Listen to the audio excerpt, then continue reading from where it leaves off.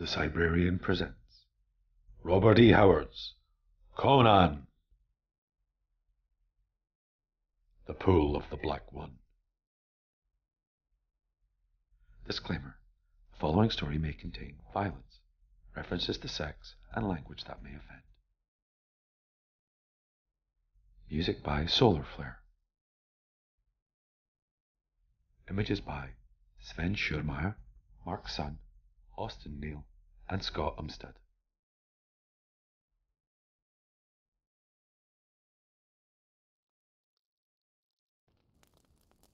Into the west, unknown of man, ships have sailed since the world began. Read, if you dare, what Skelos wrote, with dead hands fumbling his silken coat, and follow the ships through the wind-blown wrack. Follow the ships that come not back. Chapter 1.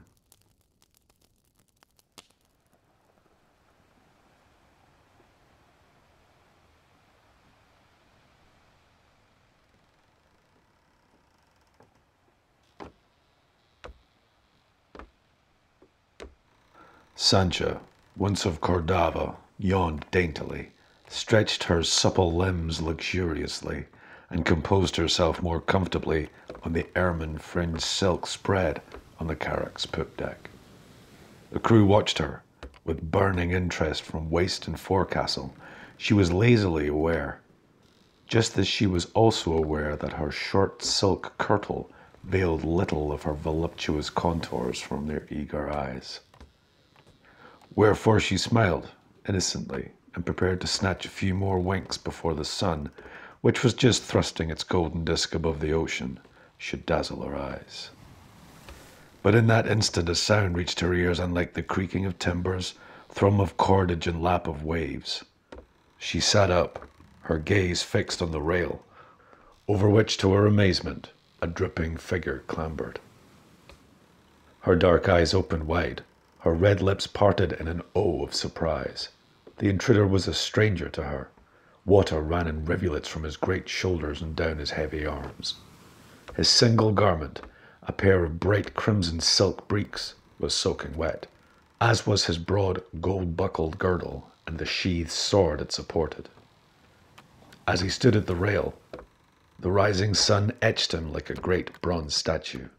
He ran his fingers through his streaming black mane, and his blue eyes lit as they rested on the girl. "Who are you?" she demanded. "Whence did you come?" He made a gesture towards the sea that took in a whole quarter of the compass, while his eyes did not leave her supple figure. "Are you a merman, that you rise up out of the sea?" she asked, confused by the candor of his gaze, though she was accustomed to admiration. Before he could reply, a quick step sounded on the boards, and the master of the carrack was glaring at the stranger, fingers twitching at sword hilt. "Who the devil are you, sirrah?" this one demanded in no friendly tone. "I am Conan," the other answered imperturbably. Sancha pricked up her ears anew. She had never heard Zingaran spoken with such an accent as the stranger spoke it.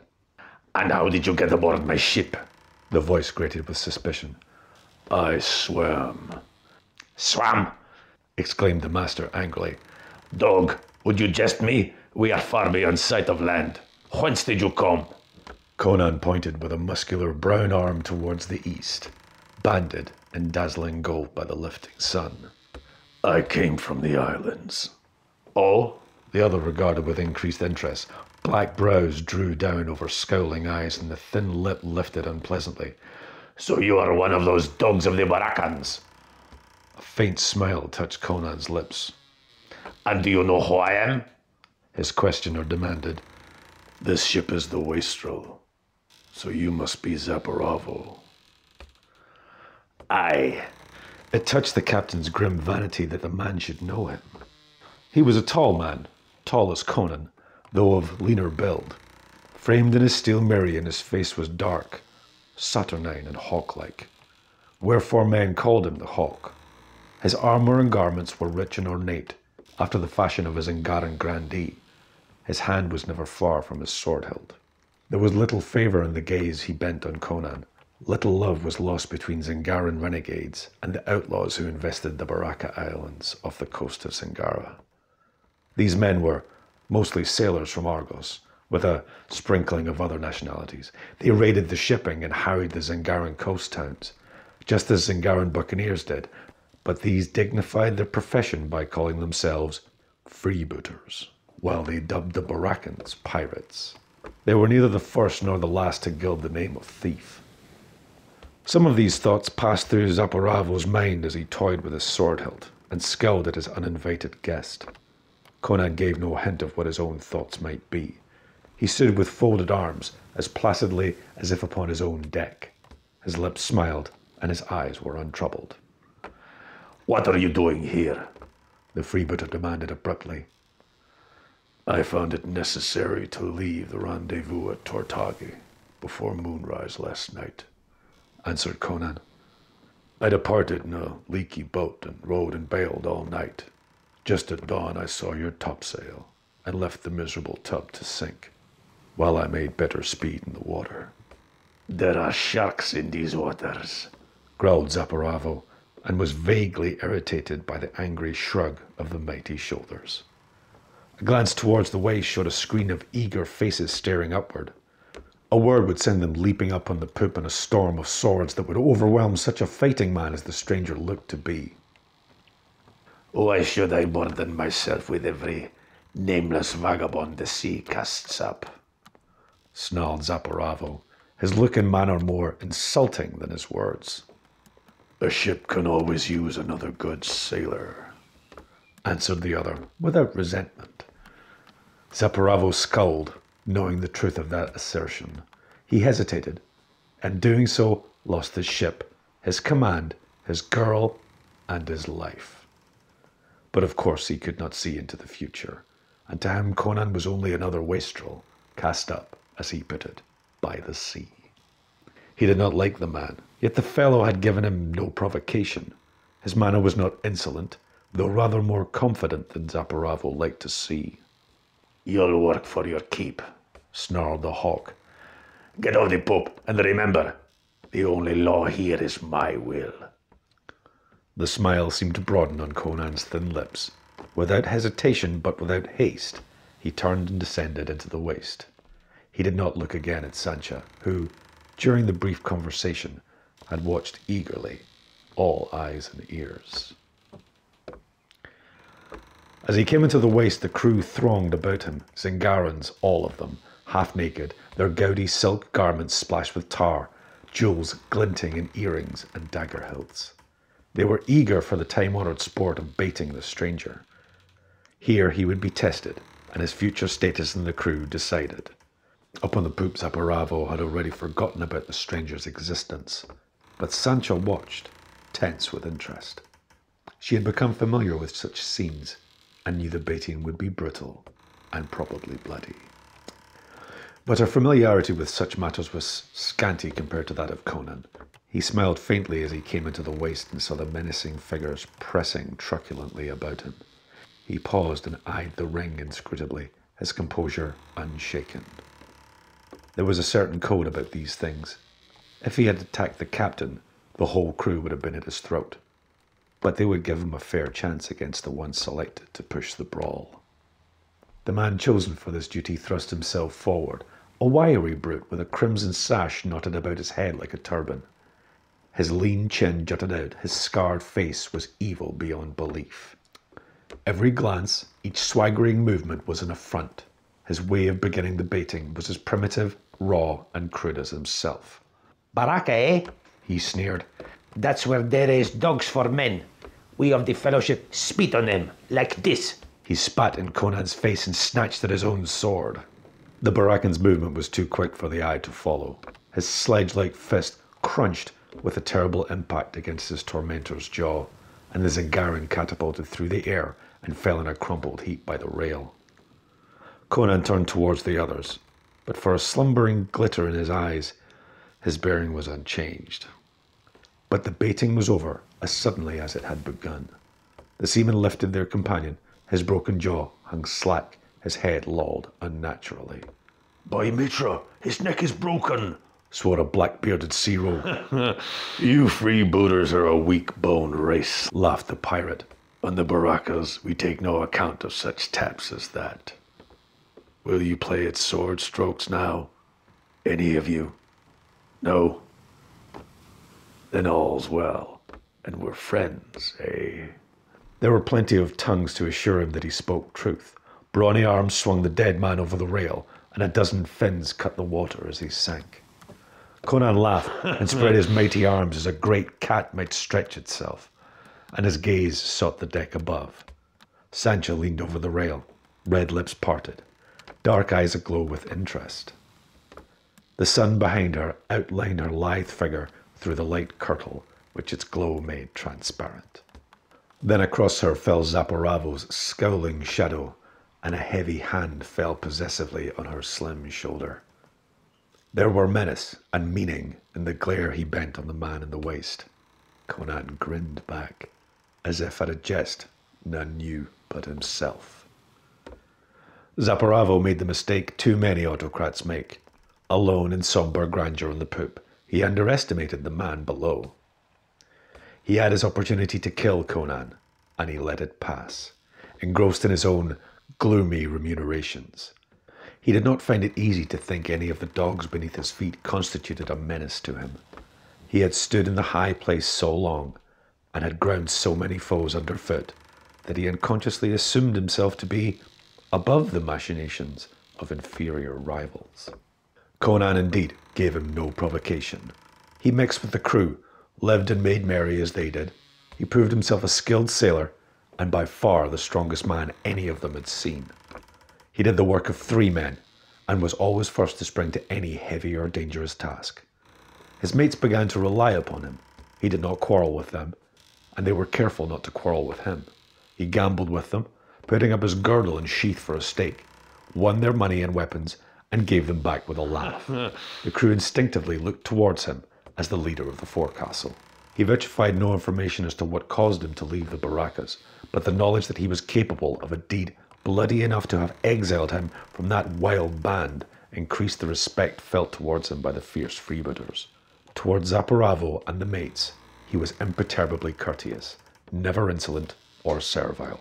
The dullest was struck by the contrast between the harsh, taciturn, gloomy commander and the pirate whose laugh was gusty and ready, who roared ribald songs in a dozen languages, guzzled ale like a topper, and apparently had no thought for the morrow.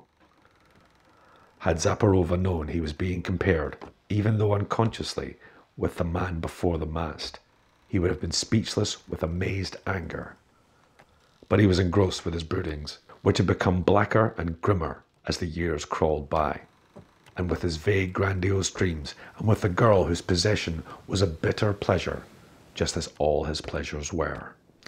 And she looked more and more at the black-maned giant who towered among his mates at work or play. He never spoke to her, but there was no mistaking the candor of his gaze. She did not mistake it, and she wondered if she dared the perilous game of leading him on. No great length of time lay between her and the palaces of Cordava, but it was as if a world of change separated her from the life she had lived before Zaporavo tore her screaming from the flaming caravel his wolves had plundered. She, who had been the spoiled and petted daughter of the Duke of Cordava, learned what it was to be a buccaneer's plaything. And because she was supple enough to bend without breaking, she lived where other women had died. And because she was young and vibrant with life, she came to find pleasure in the existence. The life was uncertain, dreamlike, with sharp contrasts of battle, pillage, murder, and flight. Zaporavo's red visions made it even more uncertain than that of the average freebooter. No one knew what he planned next. Now they had left all charted coasts behind, and were plunging further and further into that unknown billowy waste, ordinarily shunned by seafarers, and into which, since the beginnings of time, ships had ventured, only to vanish from the sight of man forever. All known lands lay behind them, and day upon day the blue, surging immensity lay empty to their sight. Here there was no loot, no town to sack, nor ships to burn. The men murmured, though they did not let their murmurings reach the ears of their implacable masters, who tramped the poop deck day and night in gloomy majesty, or pored over ancient charts and time-yellowed maps, reading in tomes that were crumbling masses of worm-eaten parchment. At times he talked to Sancha, wildly it seemed to her, of lost continents and fabulous isles, dreaming unguessed amidst the blue foam of nameless gulfs, where horned dragons guarded treasures gathered by pre-human kings long, long ago. Sancha listened, uncomprehending, hugging her slim knees, her thoughts constantly roving away from the words of her grim companion, back to a clean-limbed bronze giant whose laughter was gusty and elemental as the sea wind.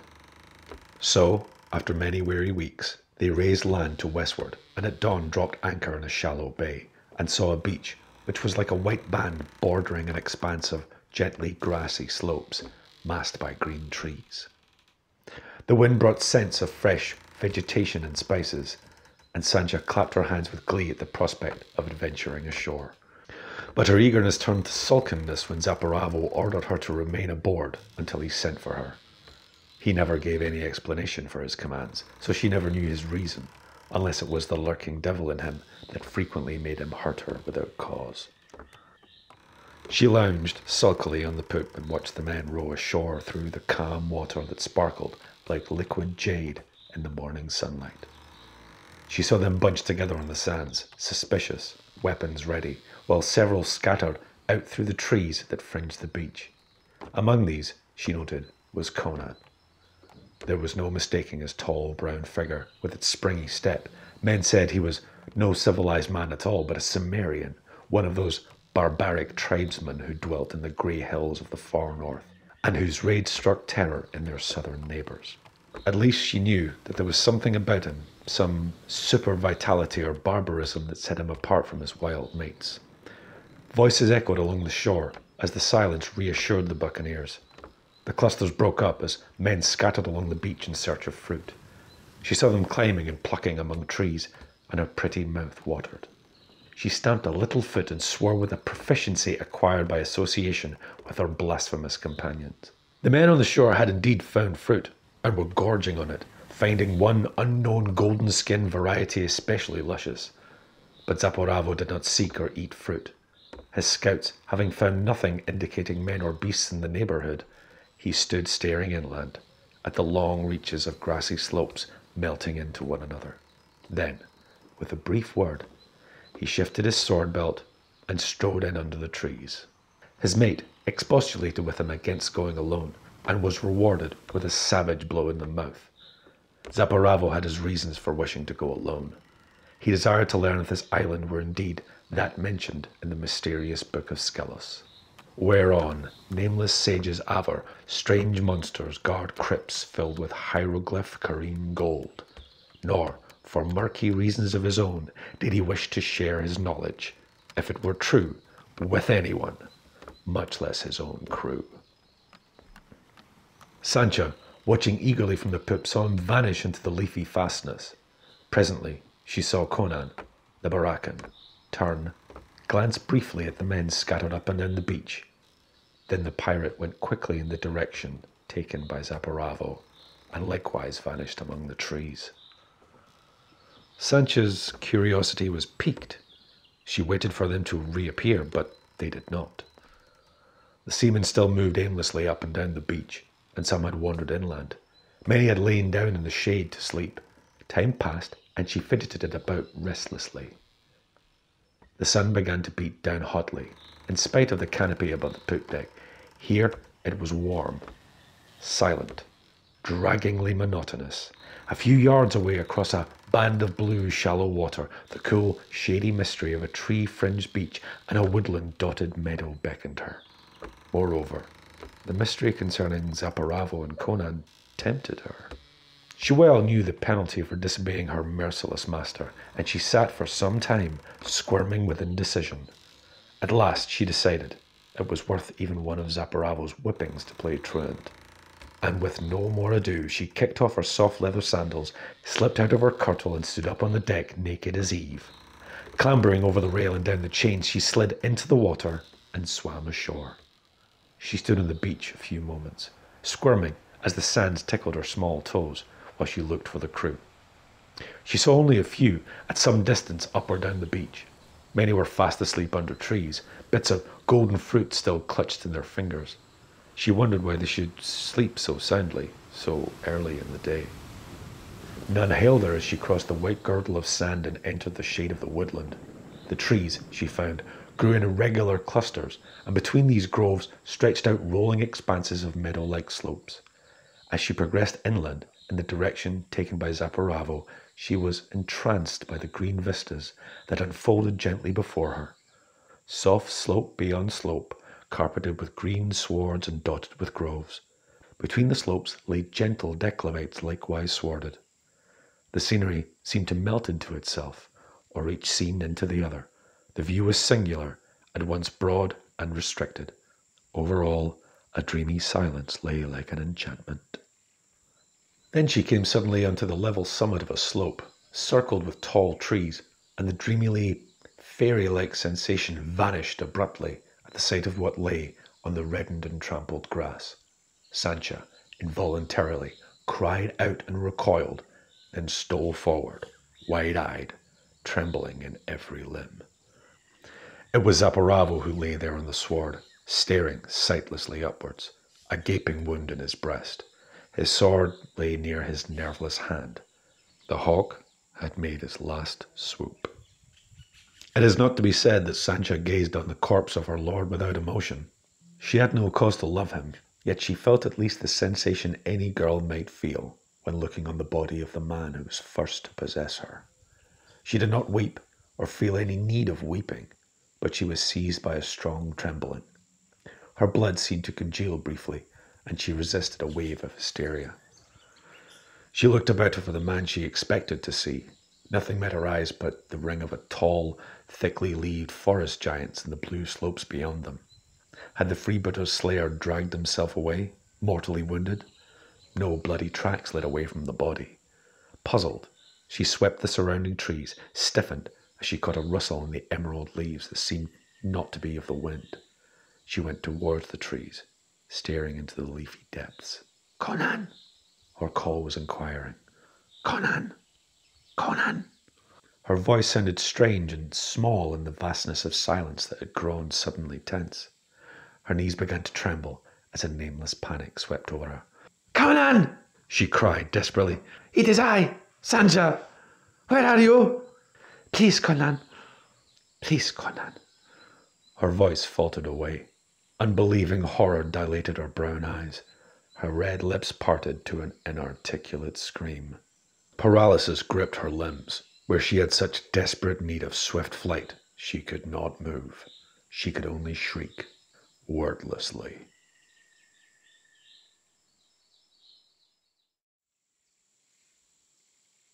Chapter 2. When Conan saw Zaparavo stalk alone into the woodland, he felt that the chance he had watched for had come. He had eaten no fruit, nor joined the horseplay of his mates. All his facilities were occupied with watching the buccaneer chief. Accustomed to Zaparavo's moods, his men were not particularly surprised that their captain should choose to explore an unknown and probably hostile isle alone. They turned to their own amusement and did not notice Conan when he glided like a stalking panther after the chieftain. Conan did not underrate his dominance of the crew, but he had not gained the right through battle and foray to challenge the captain to a duel to the death. In these empty seas there would be no opportunity for him to prove himself according to freebooter law. The crew would stand solidly against him if he attacked the chieftain openly. But he knew that if he killed Zaparavo without their knowledge, the leaderless crew would not be likely to be swayed by loyalty to a dead man. In such wolf packs, only the living counted. So he followed Zaparavo with sword in hand and eagerness in his heart, until he came out onto a level summit, circled with tall trees, between whose trunks he saw the green vistas of the slope melting into the blue distance. In the midst of the glade, Zaparavo, sensing pursuit, turned, hand on hilt. The buccaneer swore. "Dog, why do you follow me?" "Are you mad to ask?" laughed Conan, coming swiftly towards his erstwhile chief. His lips smiled, and his blue eyes danced a wild gleam. Zaparavo ripped out his sword with a black curse, and steel clashed against steel as the Barakan came in recklessly and wide open, his blade singing a wheel of blue flame about his head. Zaparavo was the veteran of 1,000 fights by sea and by land. There was no man in the world more deeply and thoroughly versed than he in the lore of swordcraft. But he had never been pitted against a blade wielded by thews bred in the wild lands beyond the borders of civilization. Against his fighting craft was matched blinding speed and strength impossible to a civilized man.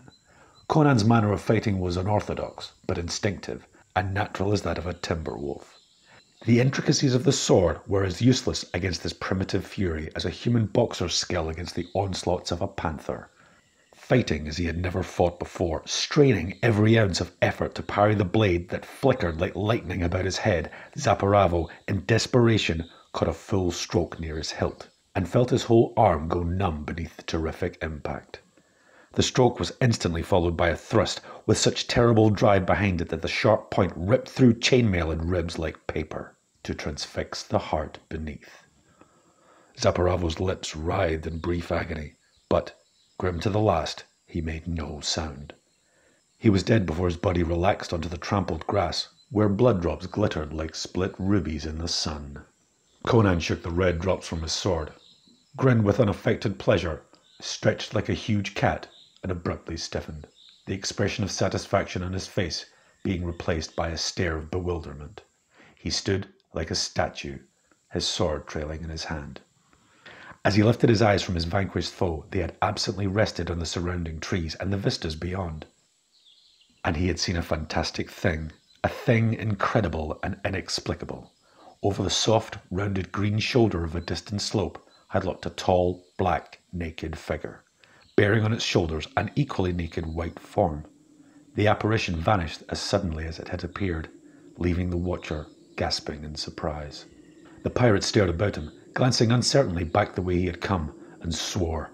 He was nonplussed, a bit upset, if the term might be applied to one of such steely nerves as his. In the midst of realistic, if exotic surroundings, a vagrant image of fantasy and nightmare had been introduced. Conan doubted neither his eyesight nor his sanity. He had seen something alien and uncanny, he knew.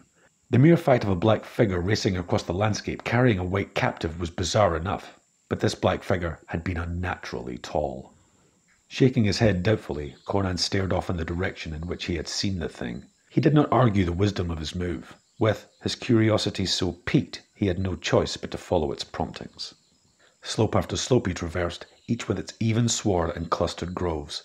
The general trend was always upwards, though he ascended and descended the gentle inclines with monotonous regularity. The array of rounded shoulders and shallow declivities was bewildering and apparently endless. But at last he advanced what he believed was the highest summit on the island, and halted at a sight of green shining walls and towers, which, until he had reached the spot on which he stood, had merged so perfectly with the green landscape as to be invisible, even to his keen sight.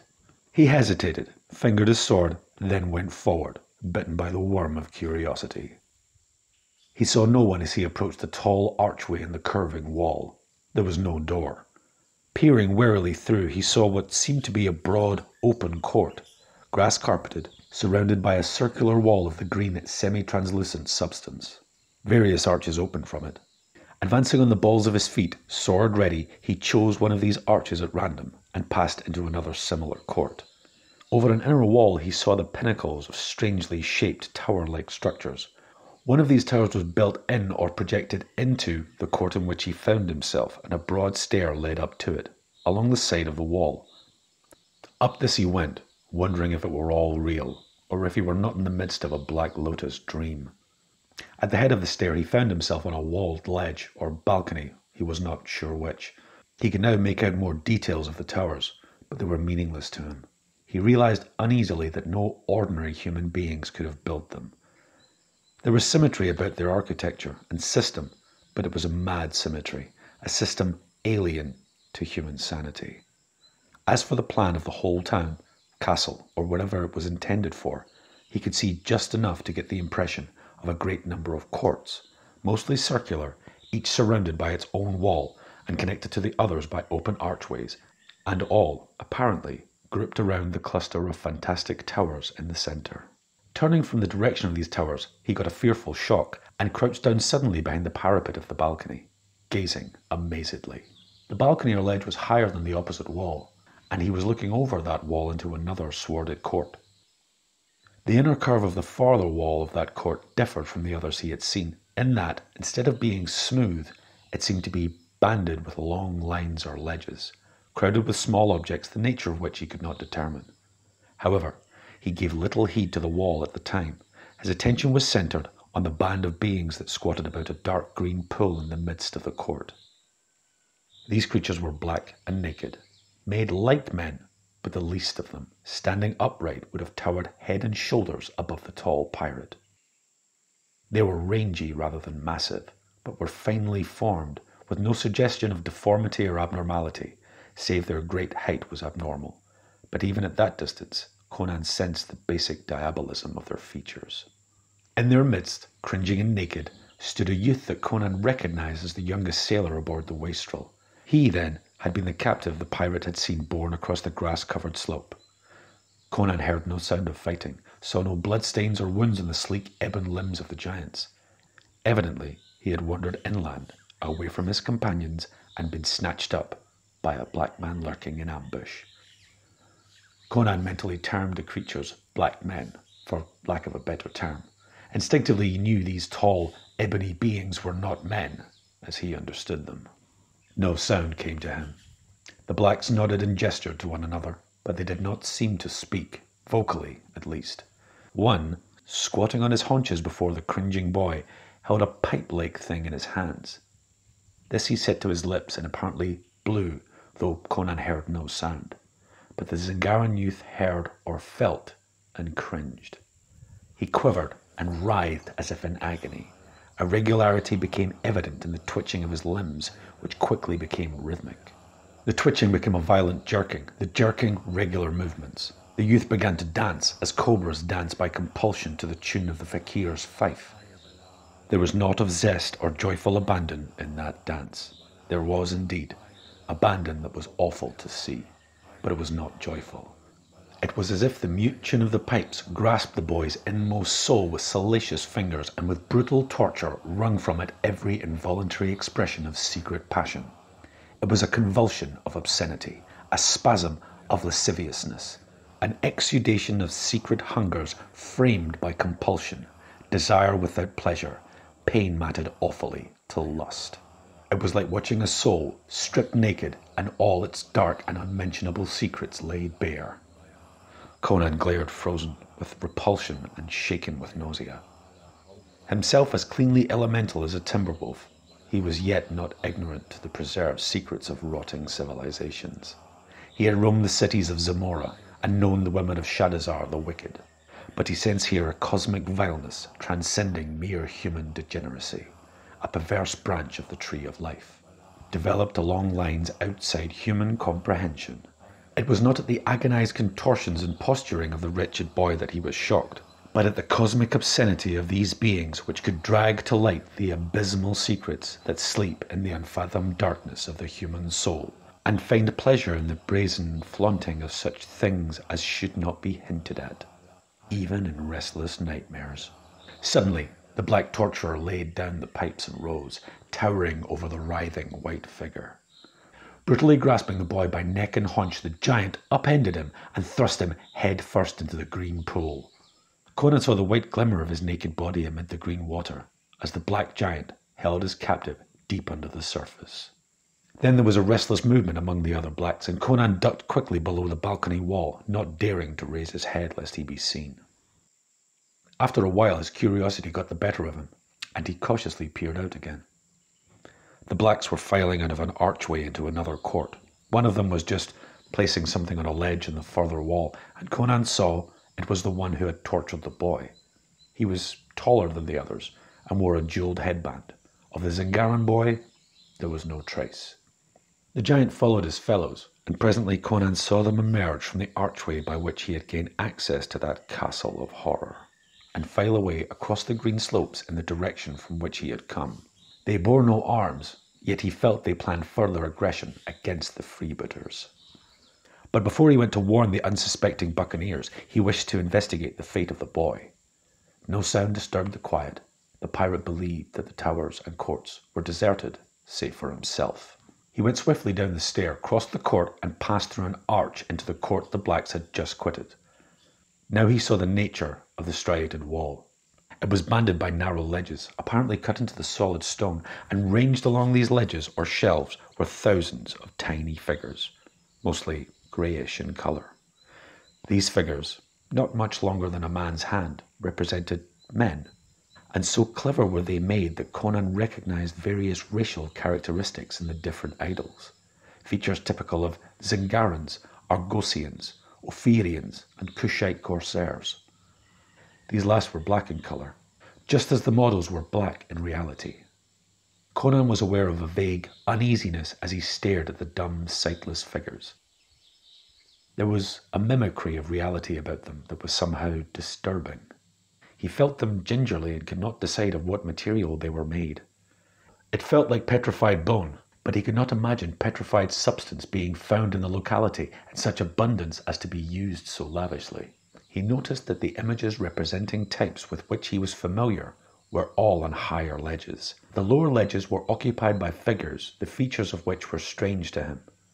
They either embodied merely the artist's imagination or typified racial types long vanished and forgotten. Shaking his head impatiently, Conan turned towards the pool.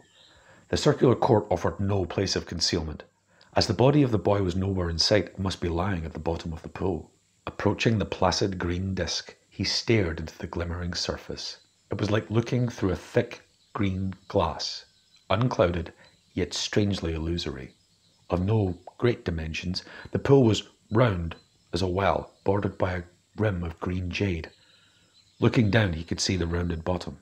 How far below the surface, he could not decide, but the pool seemed incredibly deep. He was aware of a dizziness as he looked down, much as if he were looking into an abyss. He was puzzled by his ability to see the bottom, but it lay beneath his gaze, impossibly remote, elusive, shadowy, yet visible.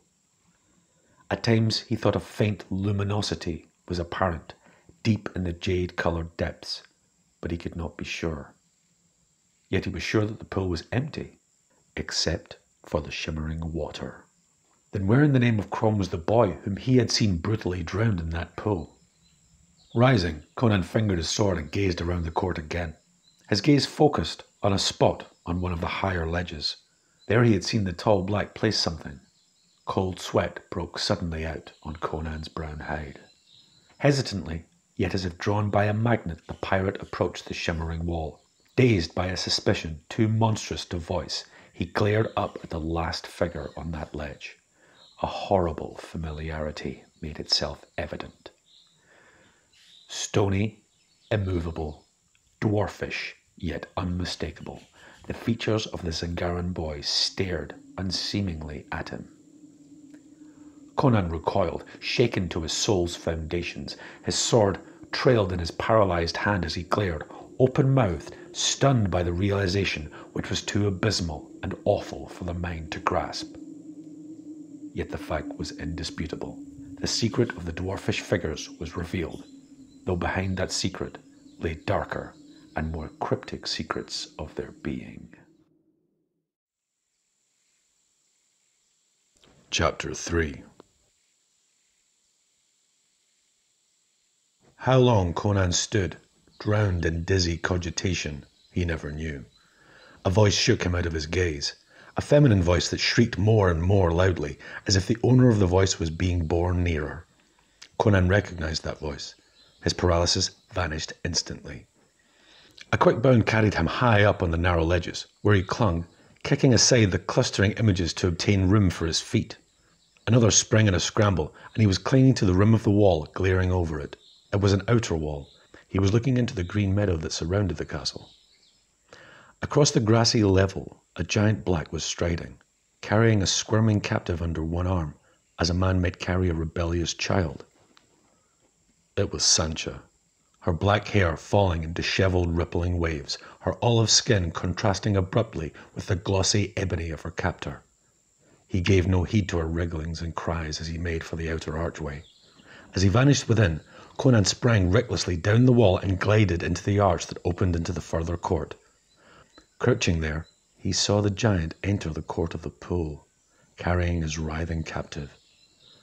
Now he was able to make out the creature's details. The superb symmetry of body and limbs was more impressive at close range. Under the ebon skin, long, rounded muscles rippled, and Conan did not doubt that the monster could rend an ordinary man limb from limb. The nails of his fingers provided further weapons, for they were grown like talons of a wild beast. The face was a carven ebony mask. The eyes were tawny, a vibrant gold that glowed and glittered. But the face was inhuman. Each line, each feature was stamped with an evil, evil transcending the mere evil of humanity. The thing was not a human. It could not be. It was a growth of life from the pits of blasphemous creation, a perversion of evolutionary development. The giant cast Sancha down on the sward, where she grovelled, crying with pain and terror. He cast a glance about as if uncertain, and his tawny eyes narrowed as they rested on the images overturned and knocked from the wall. He stooped, grasping his captive by her neck and crotch, and strode purposefully towards the green pool, and Conan glided from his archway and raced like a wind of death across the sward. The giant wheeled. His eyes flared as he saw the bronzed avenger rushing towards him. In the instant of surprise, his cruel grip relaxed and Sancha wriggled free from his hands and fell to the grass. The taloned hands spread and clutched, but Conan ducked beneath their swoop and drove his sword through the giant's groin. The black went down like a felled tree, gushing blood, and the next instant Conan was seized in a frantic grasp as Sancha sprang up and threw her arms around him in a frenzy of terror and hysterical relief. He cursed as he disengaged himself, but his foe was already dead. The tawny eyes were glazed. The long ebony limbs had ceased to twitch. "Oh, Conan!" Sancha was sobbing, clinging tenaciously to him. "What will become of us? What are these monsters? Surely this is hell, and that was the devil." "Then hell needs a new devil." The Barakan grinned fiercely. "But how did he get hold of you? Have they taken the ship?" "I don't know." She tried to wipe away her tears, fumbled for her skirt, and then remembered she wore none. "I came ashore.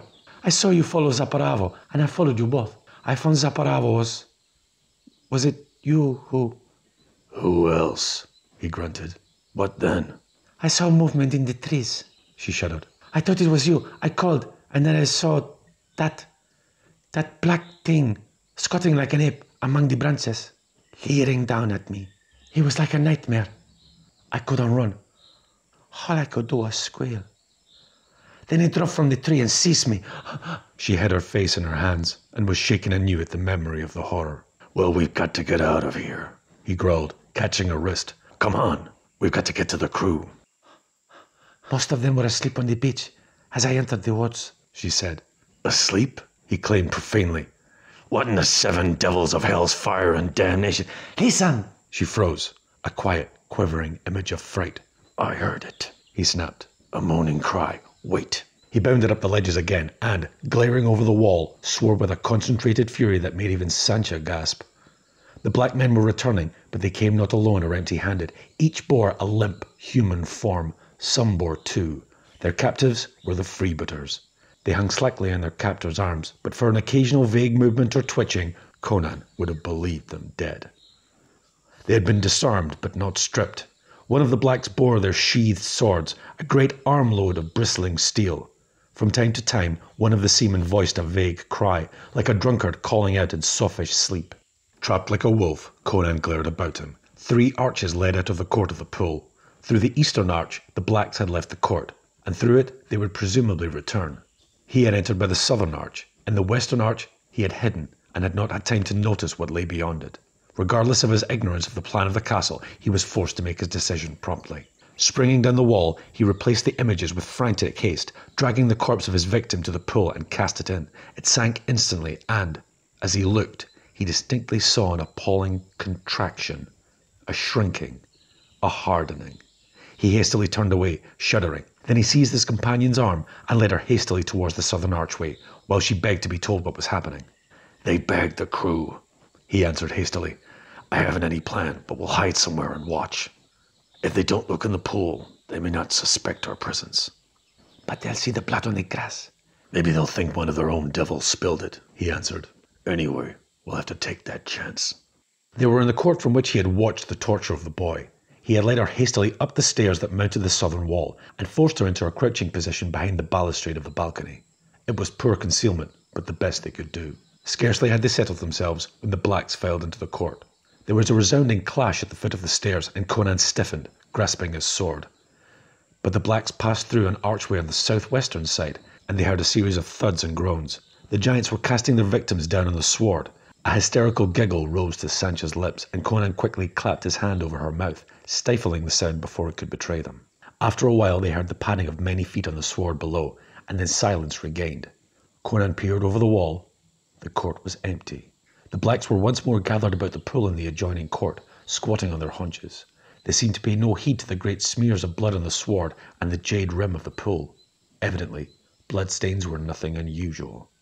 Nor were they looking into the pool. They were engrossed in some inexplicable conclave of their own. The tall black was playing again on his golden pipes, and his companions listened like ebony statues.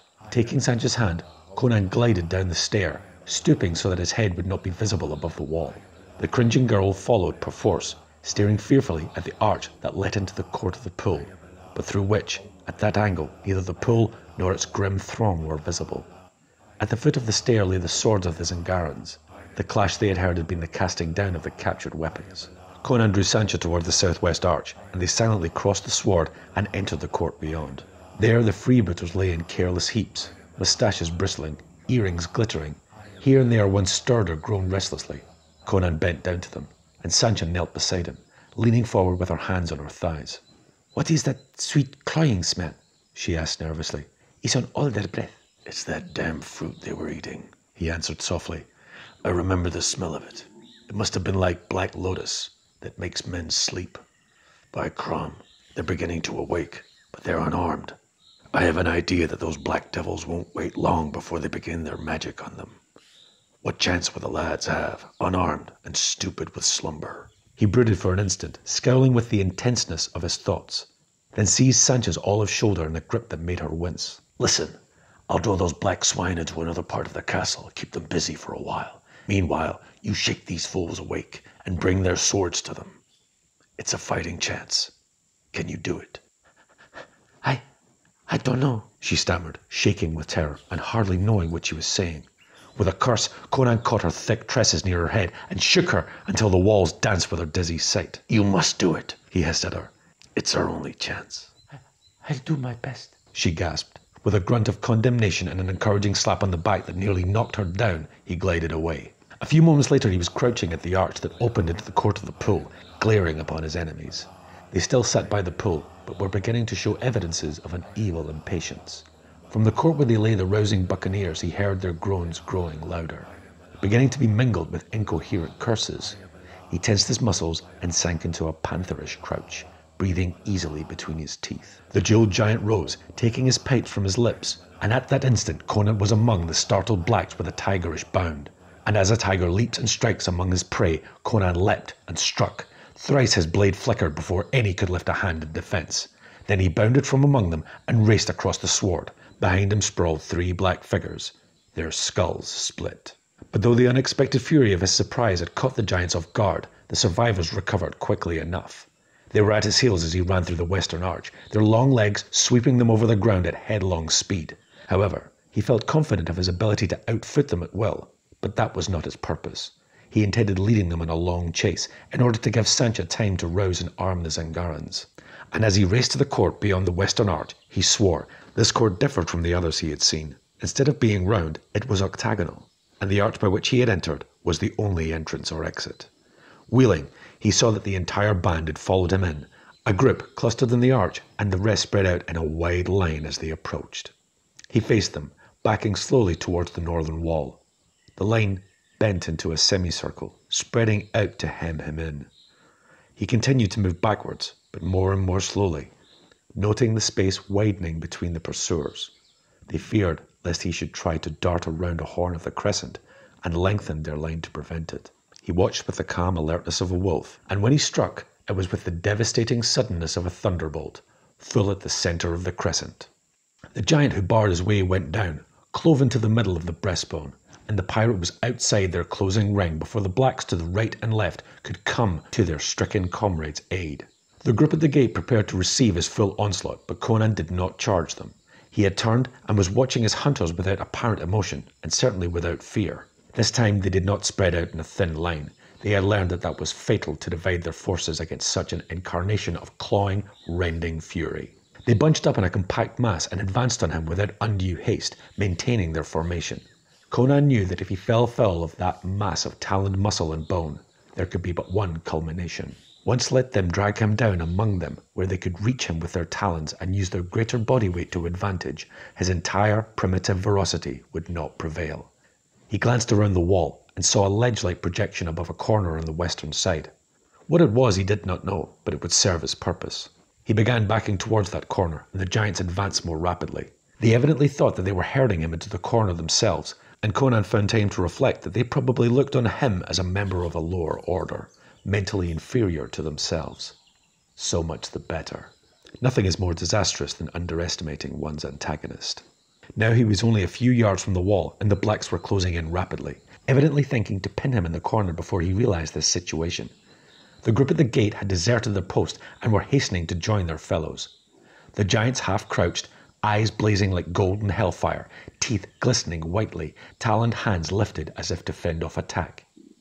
They expected an abrupt and violent move on the part of their prey, but when it came, it took them by surprise. Conan lifted his sword and took a step towards them, then wheeled and raced to the wall. With a fleeting coil and release of steel muscles, he shot high in the air, and his straining arm hooked its fingers over the projection. Instantly, there was a rending crash, and the jutting ledge gave way, precipitating the pirate back into the court. He hit on his back, which for all its springy sinews would have broken but for the cushioning of the sword, and rebounding like a great cat, he faced his foes. The dancing recklessness was gone from his eyes. They blazed like blue balefire. His mane bristled, his thin lips snarled. In an instant, the affair had changed from a daring game to a battle of life and death, and Conan's savage nature responded with all the fury of the wild. The blacks, halted an instant by the swiftness of the episode, now made to sweep on him and drag him down. But in that instant, a shout broke the stillness. Wheeling, the giants saw a disreputable throng crowding the arch. The buccaneers weaved drunkenly. They swore incoherently. They were addled and bewildered, but they grasped their swords and advanced with a ferocity not dimmed in the slightest by the fact they did not understand what it was all about. As the blacks glared in amazement, Conan yelled strickenly and struck them like a razor-edged thunderbolt. They fell like ripe grains beneath his blade, and the Zingarans, shouting with muddled fury, ran groggily across the court and fell on the gigantic foes with bloodthirsty zeal. They were still dazed, emerging hazily from drugged slumber. They had felt Sancha frantically shaking them and shoving swords into their fists, and had vaguely heard her urging them to some sort of action. They had not understood all she said, but the sight of the strangers and blood streaming was enough for them. In an instant the court was turned into a battleground which soon resembled a slaughterhouse. The Zingarans weaved and rocked on their feet, but they wielded their swords with power and effect, swearing prodigiously, and quite oblivious to all wounds except those instantly fatal. They far outnumbered the blacks, but these proved themselves no mean antagonists. Towering above their assailants, the giants wrought havoc with talons and teeth, tearing out men's throats and dealing blows with clenched fists that crushed in skulls. Mixed and mingled in that melee, the buccaneers could not use their superior agility to their best advantage, and many were too stupid from their drugged sleep to avoid blows aimed at them. They fought with a blind, wild beast ferocity, too intent on dealing death to evade it. The sound of hacking swords was like that of butchers' cleavers, and their shrieks, yells, and curses were appalling. Sancha, shrinking in the archway, was stunned by the noise and fury. She got a dazed impression of a whirling chaos in which steel flashed and hacked, arms tossed, snarling faces appeared and vanished, and straining bodies collided, rebounded, locked and mingled in a devil's dance of madness. Details stood out briefly, like black etchings on a background of blood. She saw a Zingaran sailor, blinded by a great flap of scalp torn loose and hanging over his eyes, brace his straddling legs and drive his sword to the hilt in a black belly. She distinctly heard the buccaneer grunt as he struck, and saw the victim's tawny eyes roll up in sudden agony. Blood and entrails gushed out over the driven blade. The dying black caught the blade with his naked hands, and the sailor tugged blindly and stupidly. Then a black man hooked about the Zingaran's head. A black knee was planted with cruel force in the middle of his back. His head was jerked back at a terrible angle, and something cracked above the noise of the fray, like the breaking of a thick branch. The conqueror dashed his victim's body to the earth, and as he did, Something like a beam of blue light flashed across his shoulders from behind, from right to left. He staggered, his head toppled forward on his breast, and thence, hideously, to the earth. Sancha turned sick. She gagged and wished to vomit. She made abortive efforts to turn and flee from the spectacle, but her legs would not work, nor could she close her eyes. In fact, she opened them wider. Revolted, repelled, nauseated, she felt the awful fascination she had always experienced at sight of blood. Yet this battle transcended anything she had ever seen fought out between human beings in port raids or sea battles. Then she saw Conan. Separated from his mates by the whole mass of the enemy, Conan had been enveloped in a black wave of arms and bodies and dragged down. Then they would quickly have stamped the life out of him. But he had pulled down one of them with him, and the black's body pretended that of the pirate beneath. They kicked and tore at the Barracan and dragged at their writhing comrade, but Conan's teeth were set desperately in his throat, and the pirate clung tenaciously to his dying shield. An onslaught of Zingarans caused a slackening of the press, and Conan threw aside the corpse and rose, blood-smeared and terrible. The giants towered above him like great black shadows, clutching, buffeting the air with terrible blows. But he was as hard to hit or grapple as a blood-mad panther, and at every turn or flash of his blade, blood jetted. He had already taken punishment enough to kill 3 ordinary men, but his bull-like vitality was undiminished. His war cry rose above the medley of the carnage, and the bewildered but furious Zingarans took fresh heart and redoubled their strokes, until the rending of flesh and the crunching of bone beneath the swords almost drowned the howls of pain and wrath. The blacks wavered and broke for the gate, and Sancha squealed at their coming and scurried out of the way. They jammed in the narrow archway, and the Zingarans stabbed and hacked at their straining backs with strident yelps of glee. The gate was a shambles before the survivors broke through and scattered, each for himself. The battle became a chase, across grassy courts, up shimmering stairs, over the slanting roofs of fantastic towers, even along the broad coping of the walls. The giants fled, dripping blood at each step, harried by their merciless pursuers as by wolves. Cornered, some of them turned at bay, and men died. But the ultimate result was always the same, a mangled black body twitching on the sward, or hurled writhing and twisting from parapet or tower roof. Sancha had taken refuge in the court of the pool, where she crouched, shaking with terror. Outside rose a fierce yelling, feet pounded the sward, and through the arch burst a black, red-stained figure. It was the giant who wore the gemmed headband. A squat pursuer was close behind, and the black turned, at the very brink of the pool. In his extremity he had picked up a sword dropped by a dying sailor, and as the Zingaran rushed recklessly at him, he struck with the unfamiliar weapon. The buccaneer dropped with his skull crushed, but so awkwardly the blow was dealt, the blade shivered in the giant's hand. He hurled the hilt at the figures which thronged the arch, and bounded towards the pool. His face was a convulsed mask of hate. Conan burst through the men at the gate, and his feet spurned the sward in his headlong charge. But the giant threw his arms wide, and from his lips rang an inhuman cry, the only sound made by a black during the entire fight. It screamed to the sky its awful hate, and was like a voice howling from the pits. At the sound, the Zingarans faltered and hesitated, but Conan did not pause. Silently and murderously he drove at the Evan figure poised on the brink of the pool.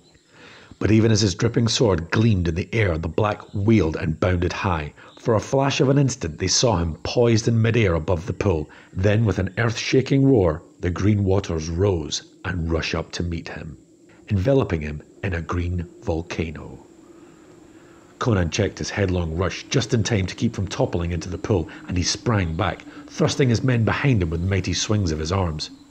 The green pool was like a geyser now, the noise rising to deafening roar as the great column of water reared and reared, blossoming at the crest with a great crown of foam.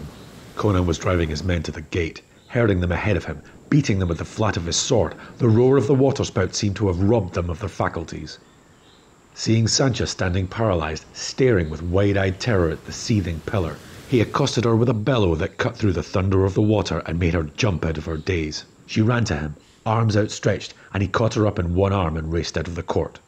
In the court which opened on the outer world, the survivors had gathered, weary, tattered, wounded and blood-stained, and stood gaping dumbly at the great unstable pillar that towered momentarily nearer the blue vault of the sky. Its green trunk was laced with white. Its foaming crown was thrice the circumference of its base. Momentarily, it threatened to burst and fall in an engulfing torrent, yet it continued to jet skyward. Conan's eyes swept the bloody, naked group, and he cursed to see only a score. In the stress of the moment, he grasped a corsair by the neck and shook him so violently that blood from the man's wounds spattered all near them. "Where are the rest?" he bellowed in his victim's ear. "That's all," the other yelled back above the roar of the geyser. "The others were all killed by those black..." "Well, get out of here," roared Conan, giving him a thrust that sent him staggering headlong towards the outer archway. "That fountain is going to burst in any moment." "We'll all be drowned," squawked a freebooter, limping towards the arch. "Drowned, hell!" yelled Conan. "We'll be turned into pieces of petrified bone. Get out, blast you!" He ran to the outer archway, one eye on the green roaring tower that loomed so awfully above him, the other on the stragglers. Dazed with bloodlust, fighting, and the thunderous noise, some of the Zingarans were moving like men in a trance. Conan hurried them. His method was simple. He grasped loiterers by the scruff of the neck and impelled them violently through the gate, adding impetus with a lusty kick in the rear, spicing his urges for haste with pungent comments on the victim's ancestry. Sancha showed an inclination to remain with him, but he jerked away her twining arms, blaspheming luridly, and accelerated her movements with a tremendous slap on the posterior that sent her scurrying across the plateau. Conan did not leave the gate until he was sure all his men who yet lived were out of the castle and started across the level meadow. Then he glanced again at the roaring pillar looming against the sky, dwarfing the towers, and he too fled that castle of nameless horrors. The Zingarans had already crossed the rim of the plateau and were fleeing down the slopes. Sancha waited for him at the crest of the first slope beyond the rim, and there he paused for an instant to look back at the castle. It was as if a gigantic green-stemmed and white-blossomed flower swayed above the towers. The roar filled the sky. Then the jade green and snowy pillar broke, with a noise like the rending of the skies, and walls and towers were blotted out in a thunderous torrent. Conan caught the girl's hand and fled. Slope after slope rose and fell before them, and behind sounded the rushing of a river. A glance over his straining shoulder showed a broad green ribbon, rising and falling as it swept over the slopes. The torrent had not spread out and dissipated. Like a giant serpent, it flowed over the depressions and the rounded crests. It held a constant course. It was following them. The realization roused Conan to a greater pitch of endurance. Sancha stumbled and went to her knees with a moaning cry of despair and exhaustion. Catching her up, Conan tossed her over his giant shoulder and ran on. His breasts heaved, his knees trembled, his breath tore in great gasps through his teeth. He reeled in his gait. Ahead of him he saw the sailors, toiling, spurred on by the terror that gripped them. The ocean burst suddenly on his view, and in his swimming gaze floated the wastrel, unharmed. Men tumbled into the boats helter-skelter. Sancha fell into the bottom and lay there in a crumpled heap. Conan, though the blood thundered in his ears and the world swam red to his gaze, took an oar with the panting sailors. With hearts ready to burst from exhaustion, they pulled for the ship. The green river burst through the fringe of trees. Those trees fell as if their stems had been cut away, and as they sank into the jade-coloured flood, they vanished. The tide flowed out over the beach, lapped at the ocean, and the waves turned a deeper, more sinister green. Unreasoning, instinctive fear held the buccaneers, making them urge their agonized bodies and reeling brains to greater effort. What they feared they knew not, but they did know that the abominable smooth green ribbon was a menace to body and to soul. Conan knew, and as he saw the broad line slip into the waves and stream through the water towards them, without altering its shape or course, he called up his last ounce of reserves of strength so fiercely that the oar snapped in his hands. But their prows bumped against the timbers of the wastrel, and the sailors staggered up the chains, leaving the boats to drift as they would. Sancha went up on Conan's broad shoulders, hanging limp as a corpse, to be dumped unceremoniously on the deck as the Barracan took the wheel, gasping orders to his skeleton of a crew. Throughout the affair, he had taken the lead without question, and they had instinctively followed him. They reeled about like drunken men, fumbling mechanically at ropes and braces. The anchor chain, unshackled, splashed into the water. The sails unfurled and bellied in a rising wind. The wastrel quivered and shook herself, and swung majestically seaward. Conan glared shoreward. Like a tongue of emerald flame, a ribbon licked out of the water futilely, an oar's length from the wastrel's keel. It advanced no further. From that end of the green tongue, his gaze followed an unbroken stream of lambent green across the white beach and over the slopes until it faded in the blue distance. The Barracan, regaining his wind, grinned at the panting crew. Sancha was standing near him, hysterical tears coursing down her cheeks. Conan's breeks hung in blood-stained tatters. His girdle and sheath were gone. His sword, driven upright into the deck beside him, was notched and crusted with red. Blood thickly clotted his black mane, and one ear had been half torn from his head. His arms, legs, breasts, and shoulders were bitten and clawed as if by panthers. But he grinned as he braced his powerful legs and swung on the wheel in sheer exuberance of muscular might. What now? The plunder of the seas, he laughed. A paltry crew, and that chewed and clawed to pieces. But they can work the ship, and crews can always be found. Come here, girl. Give me a kiss. A kiss? She cried hysterically. You think of kisses at a time like this? His laughter boomed above the snap and thunder of the sails as he caught her up off her feet in the crook of one mighty arm and smacked her red lips with resounding relish. I think of life, he roared. The dead are dead, and what is past is done. I have a ship and a fighting crew, and a girl with lips like wine. That's all I ever asked. Lick your wounds, bullies, and break out a cask of ale. You're going to work this ship as she's never been worked before. Dance and sing while you buckle to it, damn you. To the devil with empty seas. We're bound for waters where the seaports are fat and the merchant ships are crammed with plunder.